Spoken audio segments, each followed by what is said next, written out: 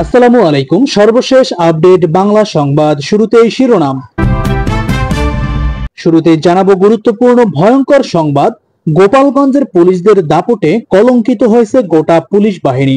এদিকে গোপালী পুলিশের তালিকা প্রকাশ করা হয়েছে। 200 জন গোপালী পুলিশ ফেঁসে যাচ্ছে। চাঁদপুরে দীপুমণি এবং মায়া চৌধুরী সহ 600 জনের বিরুদ্ধে হত্যা মামলা হয়েছে। দীপুমণিকে কঠিন রিমান্ডও নেওয়া হচ্ছে। সাবেক বাণিজ্য মন্ত্রী টিপু মুনশি গ্রেপ্তার হয়েছেন। এদিকে অন্তর্বর্তী সরকারের মেয়াদ নিয়ে যা জানালো অন্তর্বর্তীকালীন সরকারের প্রধান উপদেষ্টা ডক্টর মোহাম্মদ ইউনূস।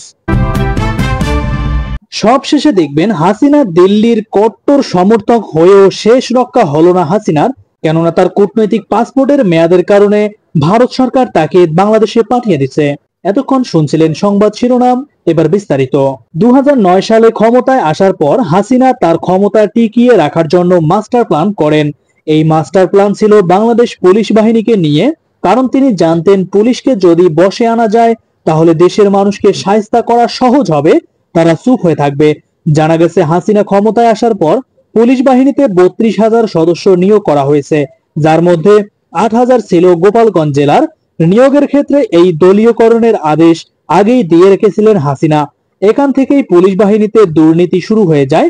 এক পর্যায়ে গোপালগঞ্জের পুলিশ সদস্যরা নিজেদেরকে গোপালী বলে পরিচয় দিয়ে রীতিমতো গর্ববোধ করত। বিশেষ করে বিসিএস ক্যাডারভুক্ত গোপালী কর্মকর্তারা রাতারাতি প্রভাবশালী হয়ে ওঠে পুলিশ বাহিনীতে। গোপালী হিসেবে তারা খুব সহজেই হাসিনার সুনজরে চলে আসে। স্বরাষ্ট্র মন্ত্রণালয় থেকে পুলিশের ঊর্ধ্বতন গোপালী কর্মকর্তাদের প্রাইজ পোস্টিং দেয়া হয়। গোপালীরা হয়ে ওঠেন পুলিশ বাহিনীর মহিরু। তারা এতটাই ক্ষমতাধর ছিল যে তাদের দাপটে ঊর্ধ্বতন কর্মকর্তারাও তটস্থ থাকত।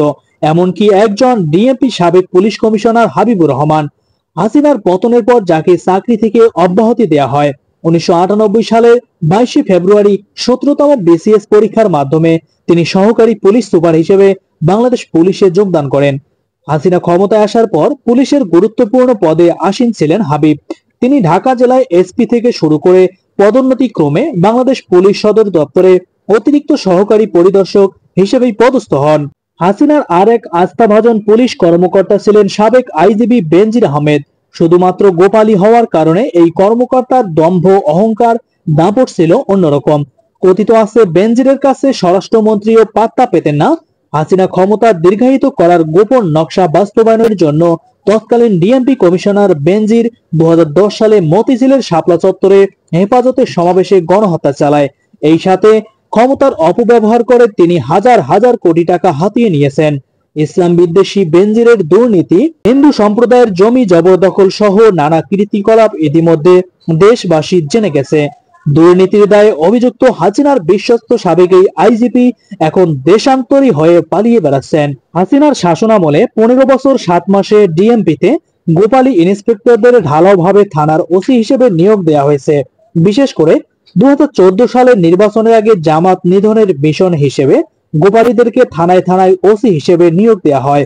এক পর্যায়ে ডিএমপির 50টি থানার মধ্যে কমপক্ষে 34টি থানায় গোপালীরা ওসি হিসেবে নিয়োগ পাওয়ায় বিরোধী দলের উপর জুলুম নির্যাতন বেড়ে যায়। কেউ কেউ বলেছেন হাসিনার পতনের জন্য দায়ী পুলিশ বিভাগের দলীয়করণ। এটা না করা হলে পুলিশ জনগণের আস্থাভাজন হয়ে থাকতো। ক্ষমতা কক্ষিগত করতে হাসিনা গোপালীদেরকে প্রমোট করে নিজেই নিজের সর্বনাশ ডেকে এনেছে। এমনি ভাবে ক্ষমতার অপব্যবহারের জন্য 200 জন গোপালী পুলিশ ফেঁসে যাচ্ছে, তাদেরকে চাকরি থেকে অব্যাহতি দেওয়া হচ্ছে। এদিকে বৈষম্য বিরোধী ছাত্র আন্দোলন চলাকালে দীপুমণির মদদে আওয়ামী লীগের সন্ত্রাসীরা অতর্কিত হামলা চালিয়ে শিক্ষার্থীদের মারধর করার অভিযোগে সাবেক মন্ত্রী দীপুমণি সহ আরো 300 জনকে আসামি করা হয়। জানা গেছে পুলিশ কঠিন রিমান্ড চেয়েছে, অতি সত্বর তাকে কঠিন রিমান্ড নেওয়া হবে। এদিকে বুধবার 28 আগস্ট রাত 1:15টার দিকে রাজধানীর গুলশান এলাকা থেকে গ্রেপ্তার করা হয় সাবেক বাণিজ্য মন্ত্রী টিপু মুনশিকে।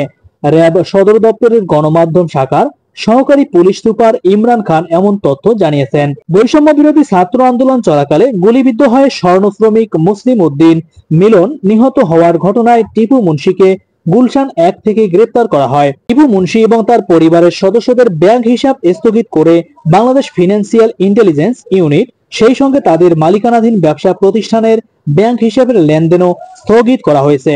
এদিকে দেশ পুনর্গঠনে বাংলাদেশের অন্তর্বর্তী সরকারকে সমর্থন দিয়ে প্রস্তুত রয়েছে ফ্রান্স বলে জানিয়েছে বাংলাদেশের নিযুক্ত ফরাসি রাষ্ট্রদূত ম্যারি মাজদুপুই। 28 আগস্ট রাষ্ট্রীয় অতিথি ভবন যমুনায় প্রধান উপদেষ্টা ডক্টর মোহাম্মদ ইউনূসের সঙ্গে সৌজন্য সাক্ষাৎকালে তিনি এই আশ্বাস দেন। ম্যারি মাজদুপুই বলেন, ফ্রান্সের প্রেসিডেন্ট ইমানুয়েল ম্যাক্রো প্রধান উপদেষ্টাকে তার সুবিধাজনক সময়ে ফ্রান্স সফরের আমন্ত্রণ জানিয়েছেন। জুলাই আগস্ট বিপ্লবে নিহত ছাত্র জনতার মৃত্যুতে শোক প্রকাশ করেন তিনি। এ সময় অধ্যাপক ইউনূস বলেন, ছাত্রদের নেতৃত্বে সংগঠিত গণবিপ্লব অন্তর্বর্তী সরকারকে দেশ পুনর্গঠনের নতুন সুযোগ এনে দিয়েছে। দেশ পুনর্গঠন একটি বড় কাজ, তবে আমরা এটিকে বড় সুযোগ হিসেবে দেখছি। যদি আমরা এই সুযোগ ব্যবহার করতে না পারি তাহলে এটি আমাদের জন্য বড় ব্যর্থতা হবে। দৃঢ়তার সঙ্গে তিনি উল্লেখ করেন, দেশের মানুষ যতক্ষণ আমাদেরকে চাইবে অন্তর্বর্তী সরকার ততক্ষণ থাকবে। প্রধান উপদেষ্টা বলেন, কখনো কখনো আমরা জোরালোভাবে দ্বিমত পোষণ করি, কিন্তু এর মানে এই নয় যে আমরা একে অপরের শত্রু। সরকার প্রতিটি নাগরিকের অধিকার রক্ষায় প্রতিশ্রুতিবদ্ধ উল্লেখ করে তিনি বলেন, আসুন আমরা মানবাধিকার প্রতিষ্ঠা করি এবং সংবিধান মেনে কাজ করি। এদিকে হাসিনা দিল্লির কট্টর সমর্থক হওয়া সত্ত্বেও হাসিনাকে ফেরত পাঠিয়ে দিচ্ছে ভারত সরকার, কেননা তার কূটনৈতিক পাসপোর্টের মেয়াদ শেষ হয়ে যাচ্ছে। গত 5 আগস্ট তীব্র গণ আন্দোলনের মুখে ক্ষমতাচ্যুত হয়ে দেশ ছেড়ে ভারতে পালিয়ে যান শেখ হাসিনা। বিভিন্ন গণমাধ্যমের খবর অনুযায়ী যুক্তরাজ্য, কানাডা এবং যুক্তরাষ্ট্রে আশ্রয়ের প্রচেষ্টা ব্যর্থ হয়েছে তার। তৃতীয় কোনো গন্তব্য চূড়ান্ত হলে সম্ভবত তিনি অদূর ভবিষ্যতে ভারতেই থাকতে বাধ্য হবেন। ইতিমধ্যেই শেখ হাসিনার ছেলে সজীব বলেছেন, তার মায়ের আপাতত ভারত ত্যাগের কোনো ইচ্ছা নেই। এতে মনে করা হচ্ছে হাসিনা তার দীর্ঘ স্বৈরতান্ত্রিক শাসন টিকিয়ে রাখতে ব্যর্থ হওয়ায় বাংলাদেশকে অস্থিতিশীল পরিস্থিতি তৈরির কৌশল নিচ্ছেন। 27 আগস্ট এশিয়া টাইমস হাসিনার last stand leans on India and pro Hindu misinformation শিরোনামে একটি প্রতিবেদন প্রকাশ করেছে। সেখানে বলা হয়েছে, এখন পর্যন্ত হাসিনার দৃষ্টিভঙ্গি ভারতের ক্ষমতাসীন দল বিজেপি এবং তার হিন্দুত্ববাদী সমর্থকদের সঙ্গে জড়িত বলেই মনে করা হচ্ছে। প্রতিবেদনে দাবি করা হয়, হাসিনা যদি পুনরায় ক্ষমতা দখল করতে পারেন তাহলে বাংলাদেশে ভারতের জন্য সম্ভাব্য বৃহত্তর রাজনৈতিক প্রভাব বিস্তার সহজ হয়ে যাবে।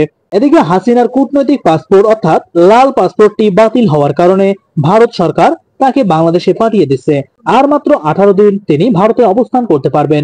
এরপর তাকে বাংলাদেশে পাঠিয়ে দেওয়া হবে এবং আন্তর্জাতিক আদালতের বিচারের মুখোমুখি করা হবে হাসিনাকে।